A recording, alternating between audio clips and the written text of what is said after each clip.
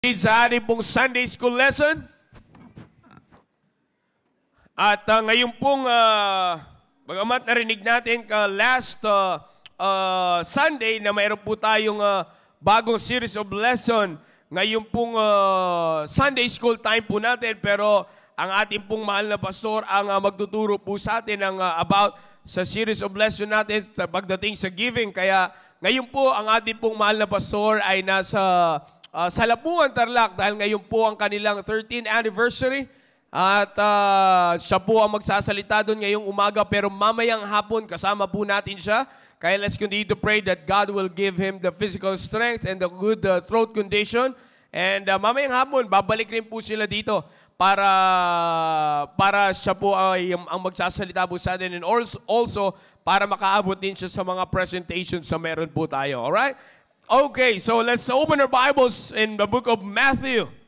Very familiar passage, Matthew chapter 16, verse number 18. And itutuloy po muna natin yung ating pong pag-aaral about Baptist history. Okay? Itutuloy po natin yung ating pong pag-aaral about Baptist history.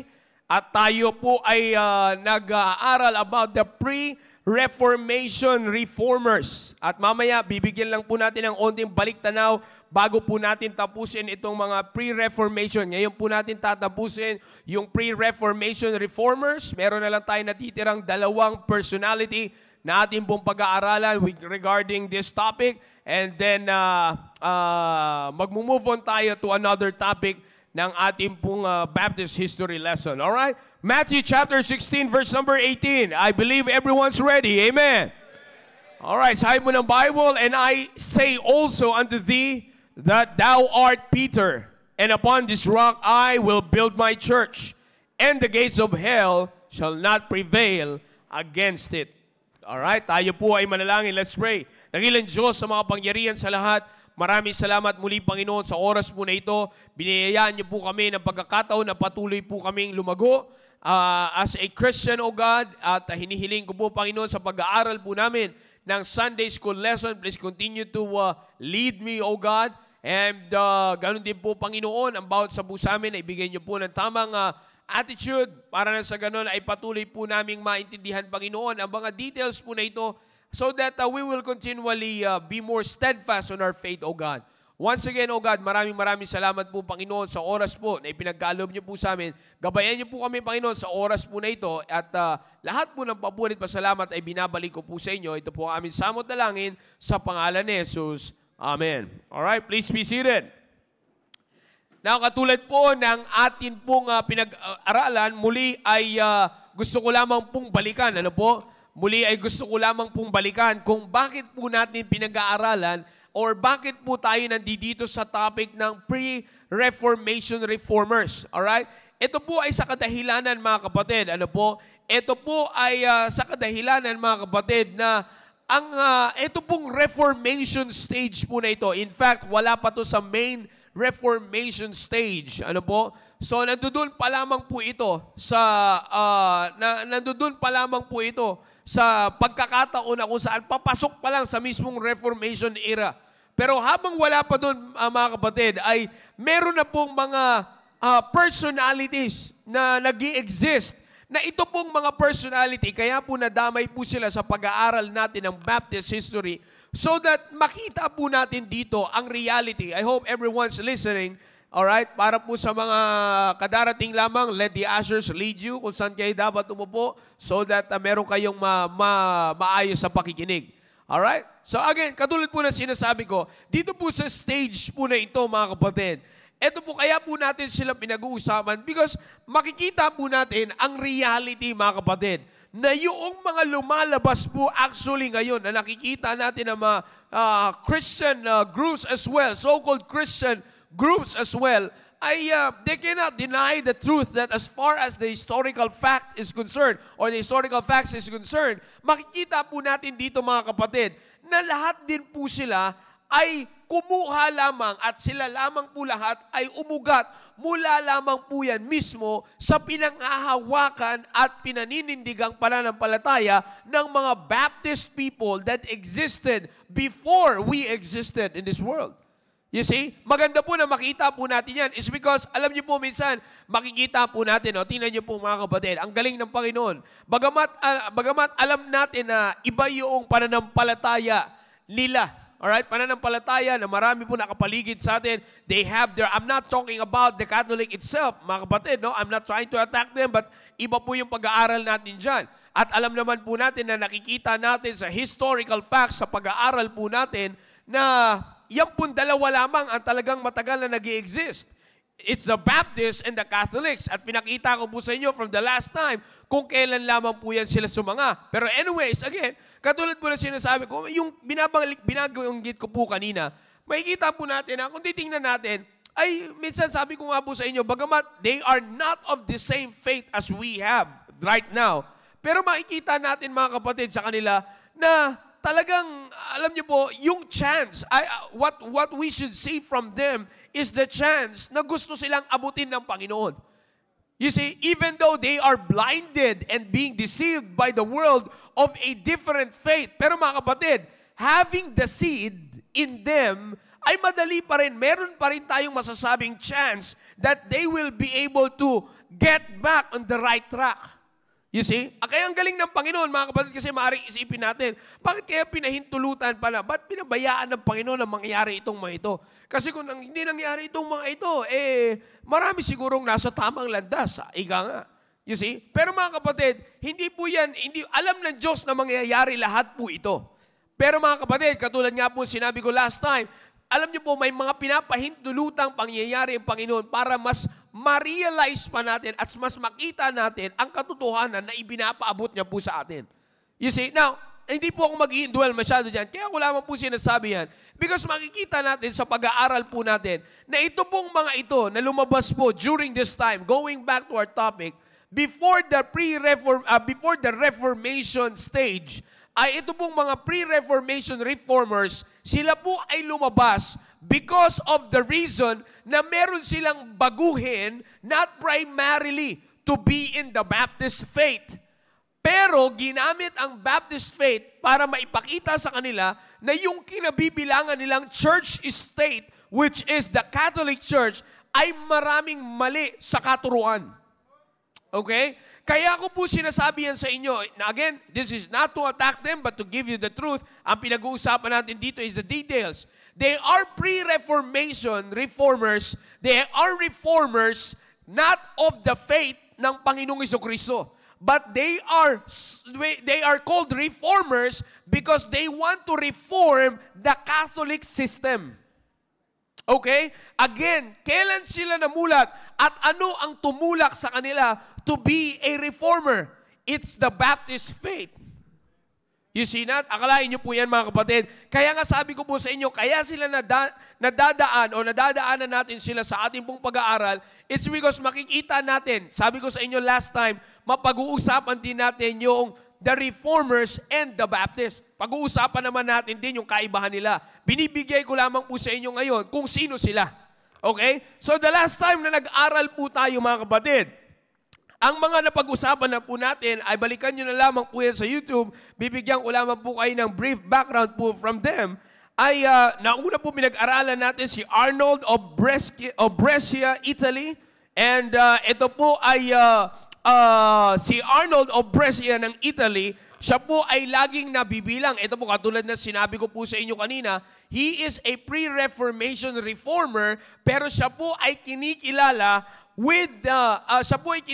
na nabibilang sa medieval Baptist groups. You see? Sa medieval Baptist groups, kaya nga ang tawag sa kanila ay Arnoldist. Yung mga followers niya, ang tawag sa kanila ay Arnoldist. And ito po actually, kaya sila binilang sa mga medieval Baptist groups.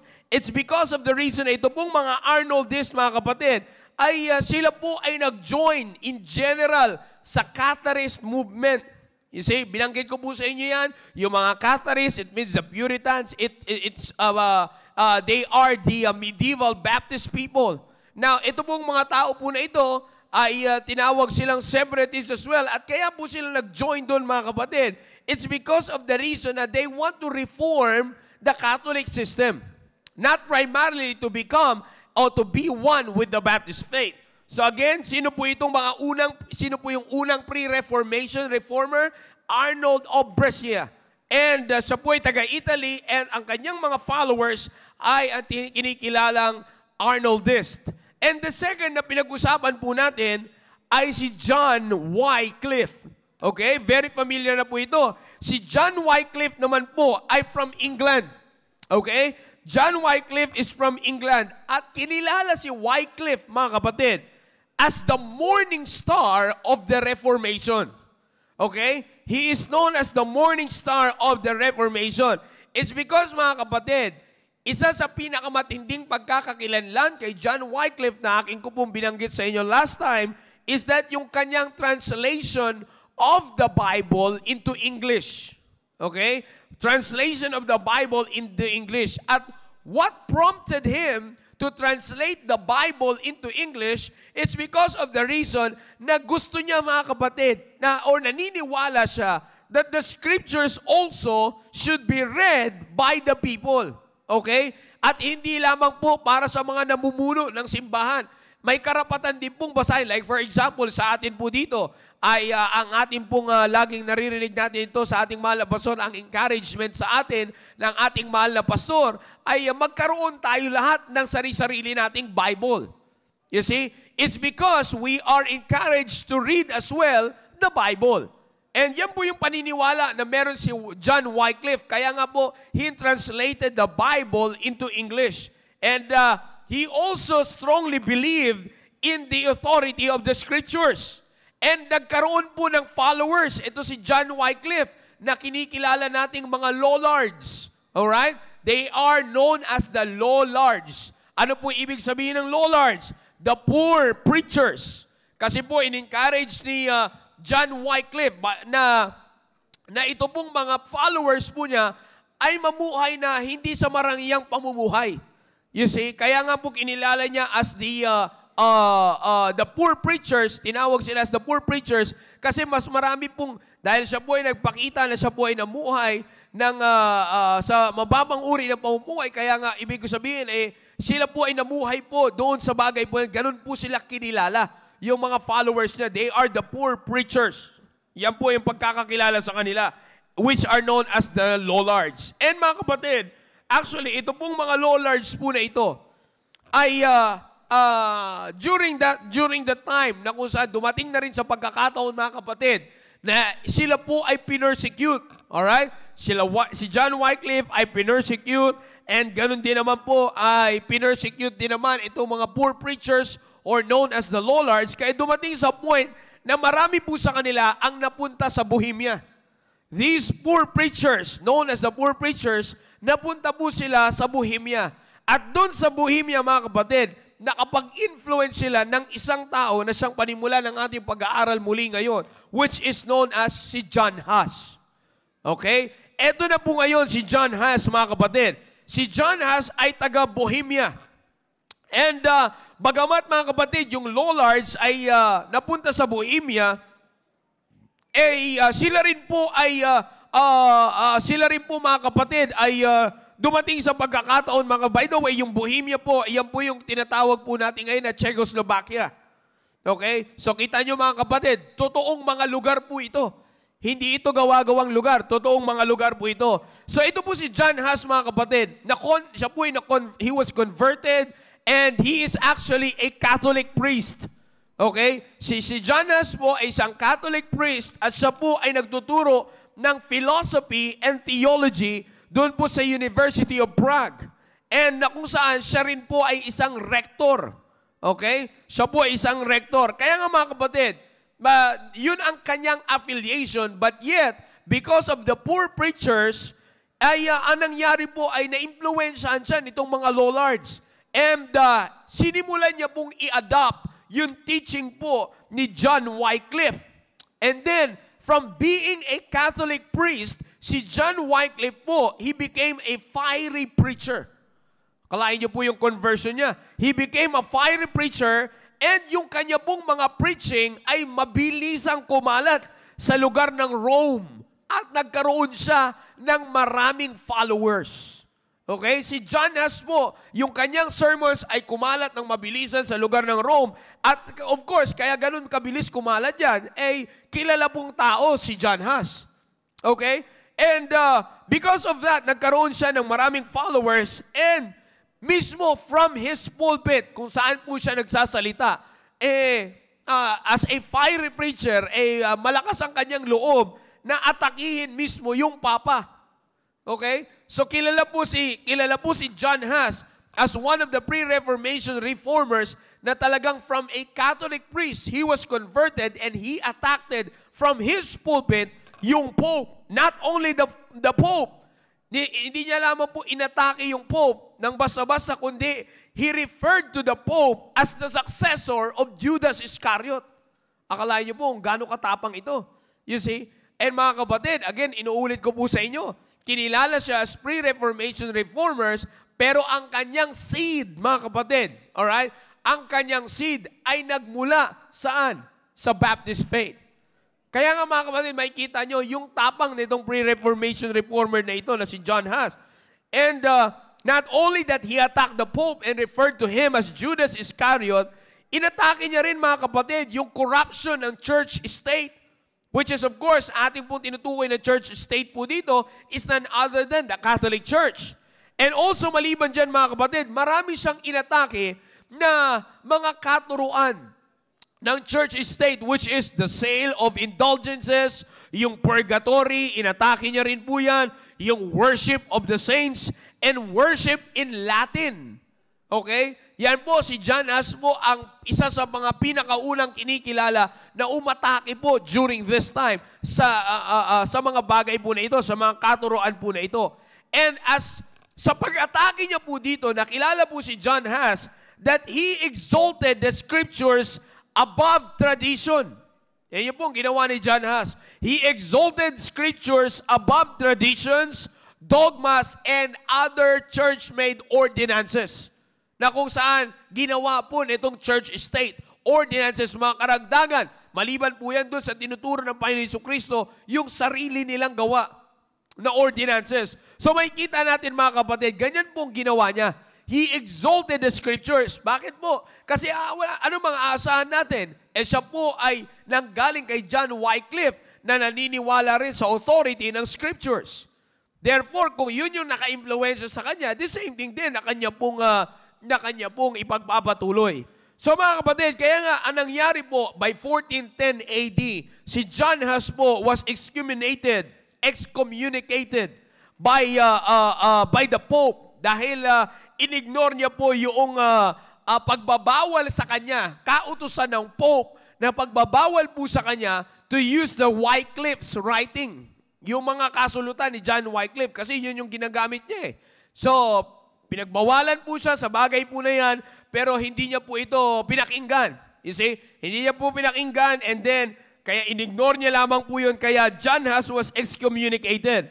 And mga kapatid, ay dumating din po sa pagkakataon mga kapatid na in 1414 AD, si John Huss po, ang ginawa na lamang po sa kanya ay dahil hindi po siya kayang bastang tibagin eh. Ang ginawa na lamang po sa kanya is that he was summoned by the Council of the Constance na sila ay mag-meet.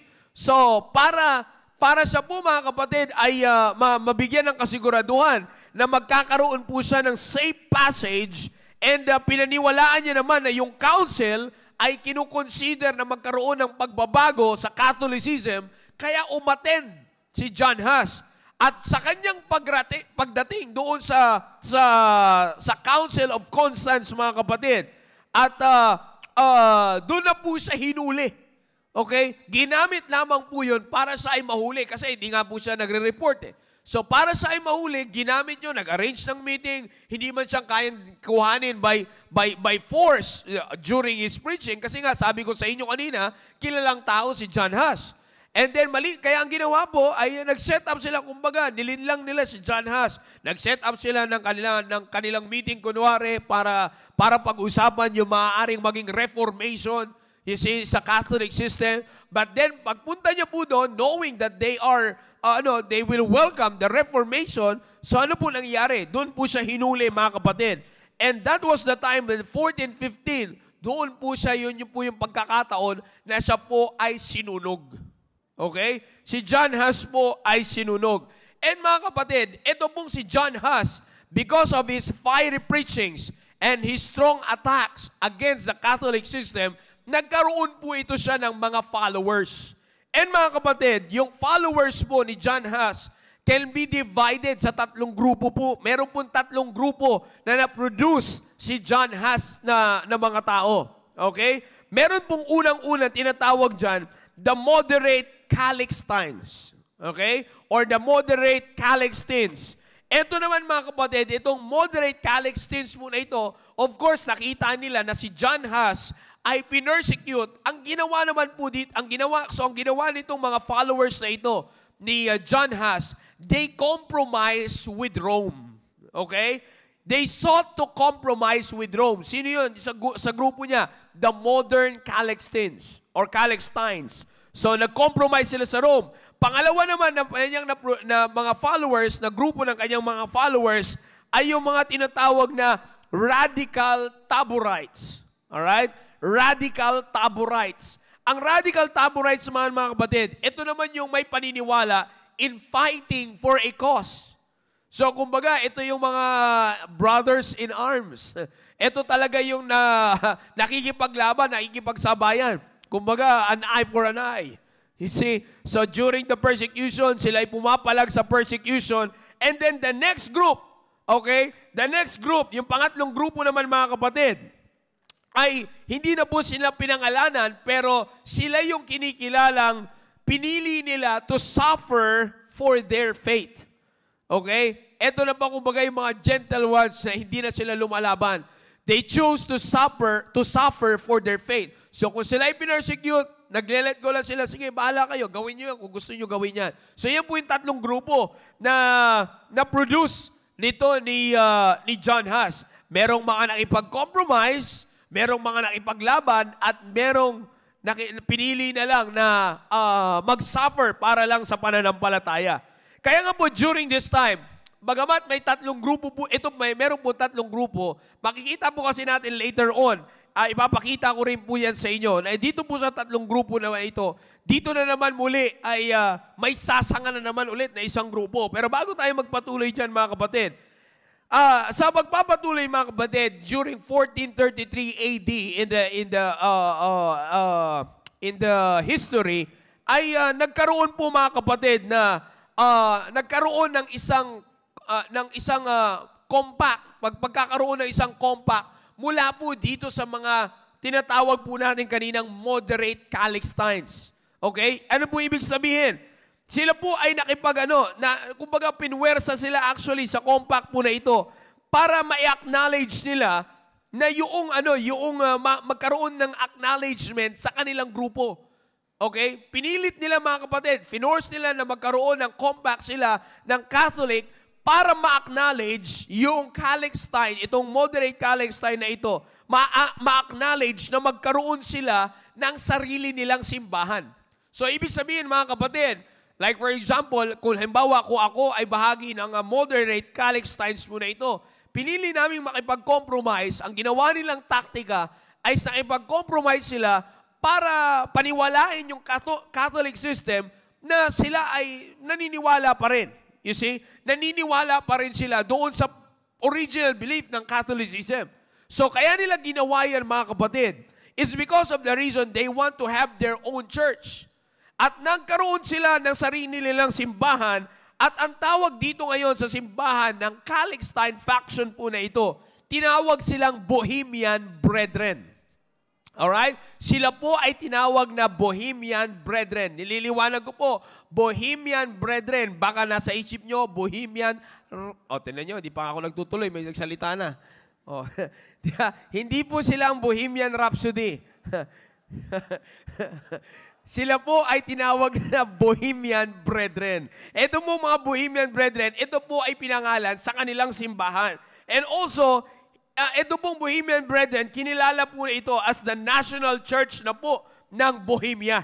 Okay? The National Church of Bohemia. Pero, kung titingnan po natin mga kapatid, kung titingnan natin, ito pong National Church of Bohemia mga kapatid, meron silang pinanghahawakang distinction. Okay? Meron silang pinanghahawakang distinction. Ano yung kanila pong mga pinanghahawakang distinction? 4 po ito. Una, the Word of God to be freely preached. Okay? So makikita niyo mo, medyo mautak din sila eh. Nakipag-compromise sila para lang makasanga ng isang sarili nilang simbahan, pero sa sarili nilang simbahan ay pinilit nila na mangyari na the Word of God, magkaroon sila ng sariling distinction. So akalain niyo po, medyo, in other words, talagang may galaw pa rin ang Panginoon. Bakit? Kasi akalain niyo po, pinaintulutan niya na magkalokohan sila. You say, bakit ko po sinasabi yan?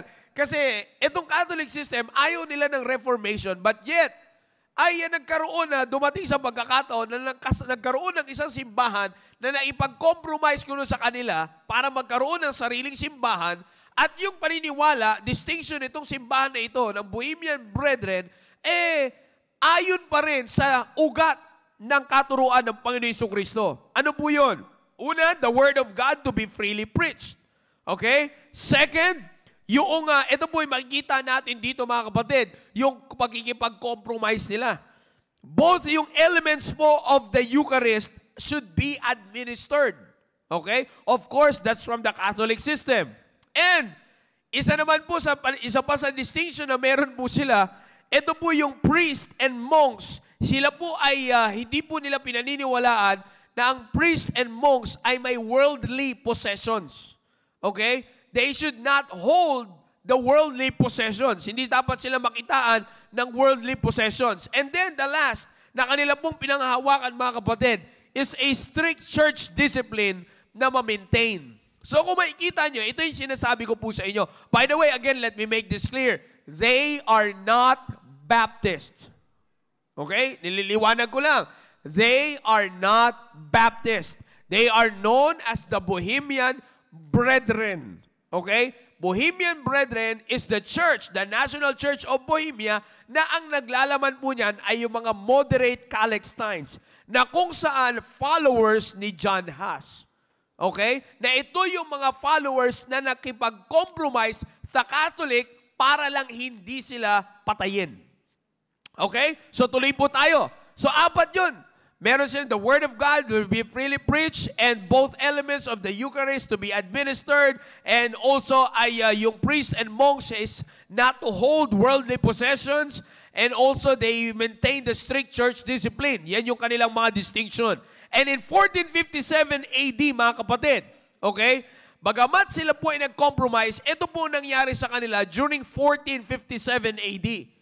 Yung from that church of Bohemia, marami naman po ngayon ang humiwalay. Okay? From being a part of the Church of Bohemia or the Bohemian Brethren, many separated sa simbahan po na ito because they joined this time. They joined the biblical way and sumama po sila sa mga Waldenses. Okay? Kaya kita niyo po mga kapatid, dinaanan lamang po natin sila para makita po natin, para bumalik tayo ulit sa circle.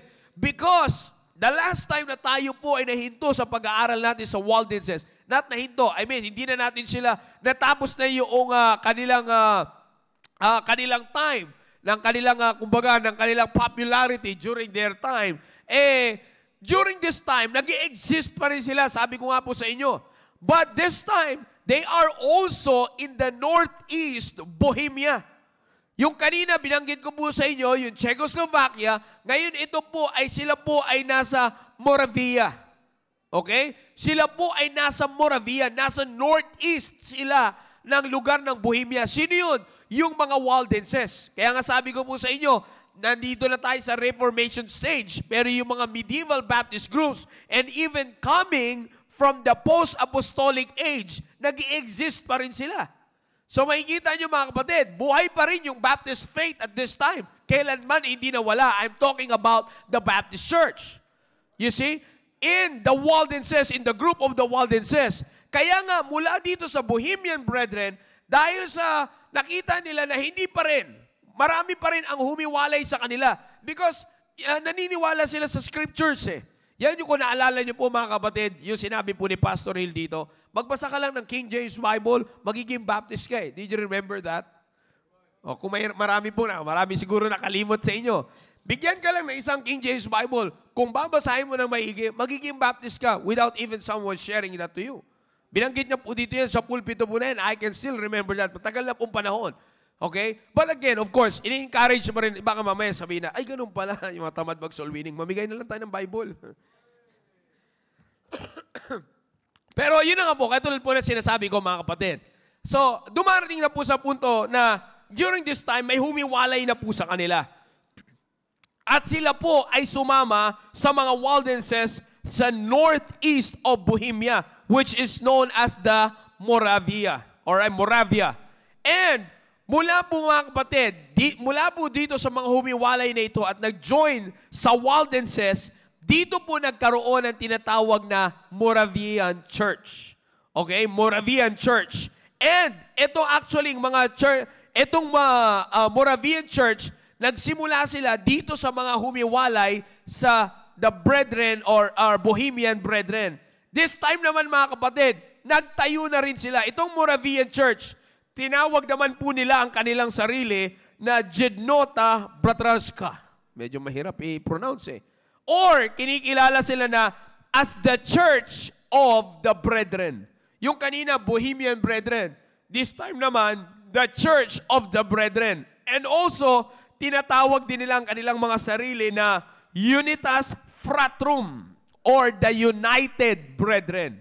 So makikita nyo mga kapatid, mula doon sa Bohemian Brethren, naging sila, the Church of the Brethren or the United Brethren. Kaya mga kapatid, ito po makikita po natin na ito pong this time, ito pong Moravian Church po na ito, sila na po ay nagmula, sila na po ay nag-adopt ng practice ng mga Waldenses.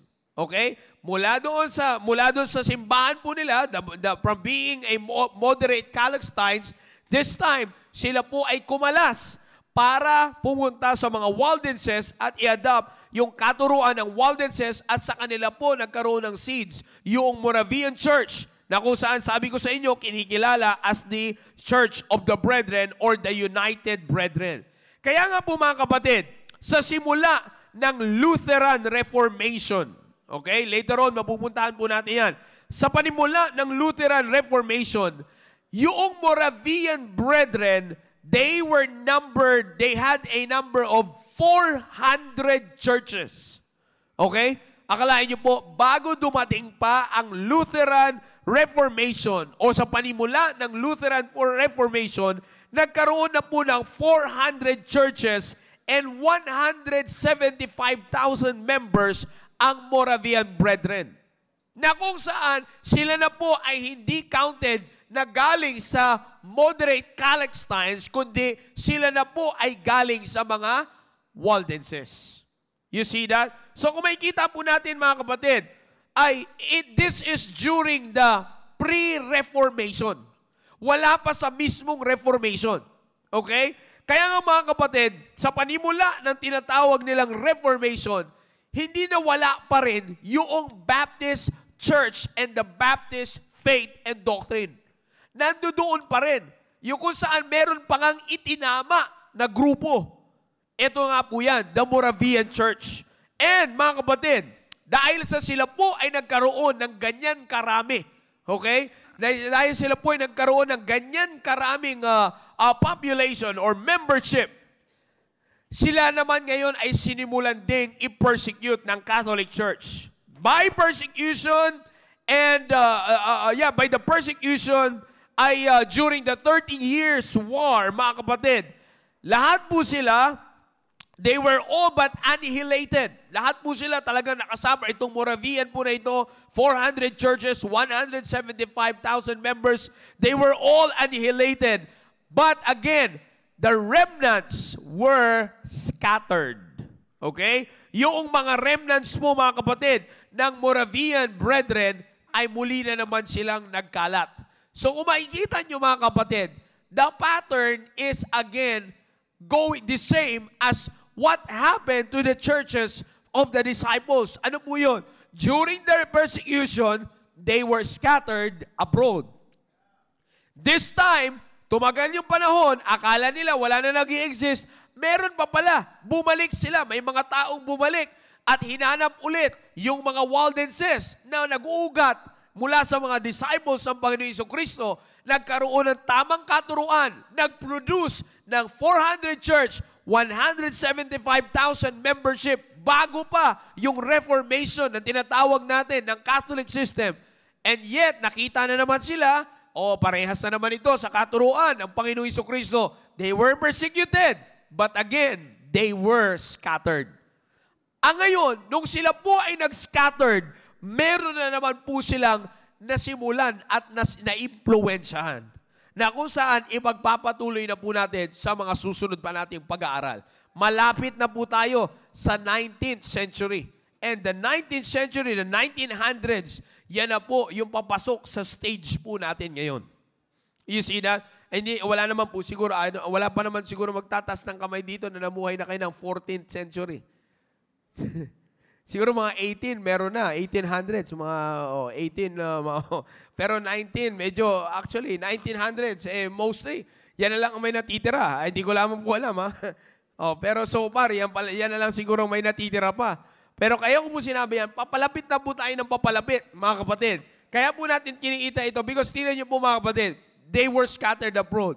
Ang nangyari sa Moravian Church is the same thing that happened to the churches that was established or that was produced by the apostles.